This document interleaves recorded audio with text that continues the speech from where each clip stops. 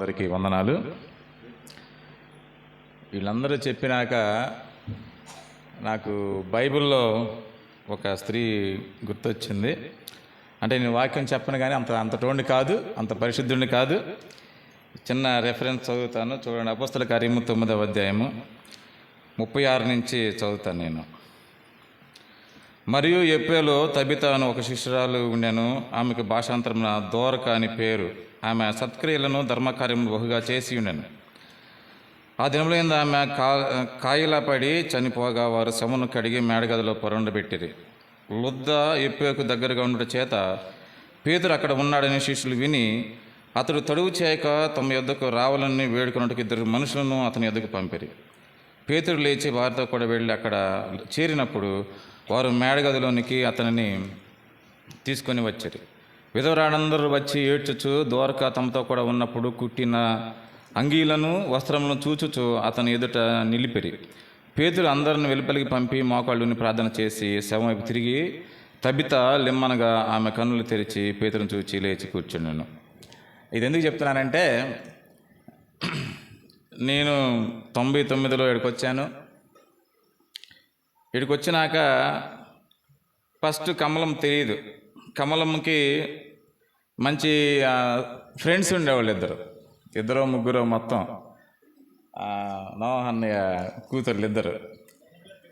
అయితే అప్పుడు మంచి యవనస్తులు, సరదాగా అందరూ ప్రేయర్లో ఉండేవాళ్ళు. ఒకరోజు నేను అన్నం తిని సాయంత్రం పూట 8:30 అప్పుడు గుడి మెట్ల దగ్గర కూర్చుంటే ఒక్కతే మాట్లాడుతుంది. ఎవరితో మాట్లాడుతుంది నాకు అర్థం కాలే. గేదెలతో మాట్లాడుతుంది. కాసేపు నేను కంగు తిన్నా. ఎవరితో చాలాసేపు ఏంది అట్లా మాట్లాడుతుందంటే అసలు మనిషితో మాట్లాడుతుంది.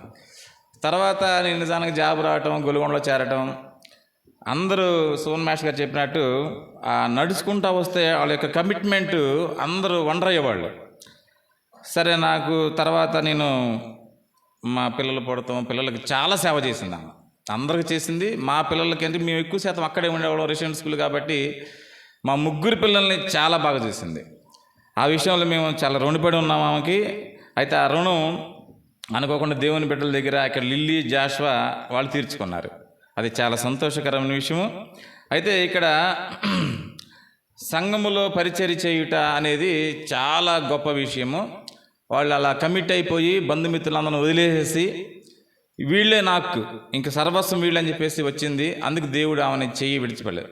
మధ్యలో చాలామంది వెళ్ళిపోయారు. చోద్యం దగ్గర అతను ఉండేవాడు, ఆడు భలే చాలా బాగా ఉండేవాడు, డానియల్, అతను వెళ్ళిపోయాడు.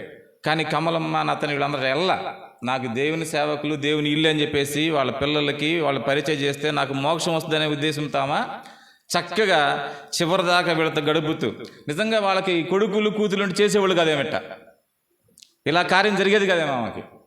చాలా గొప్ప విషయం అది ఈ విషయం మనం కూడా నిరీక్షణ కలిగి ఆమెను మరొకసారి చూస్తాం, మనం పరలోకంలో చూస్తామనే ఉద్దేశంతో మనందరూ నిరీక్షణ కలిగి ఉండాలని చెప్పేసి అవకాశం ఇచ్చిన అమ్మగారికి, జాషువా గారికి వందనాలు తెలియజేసి ముగిస్తున్నాను.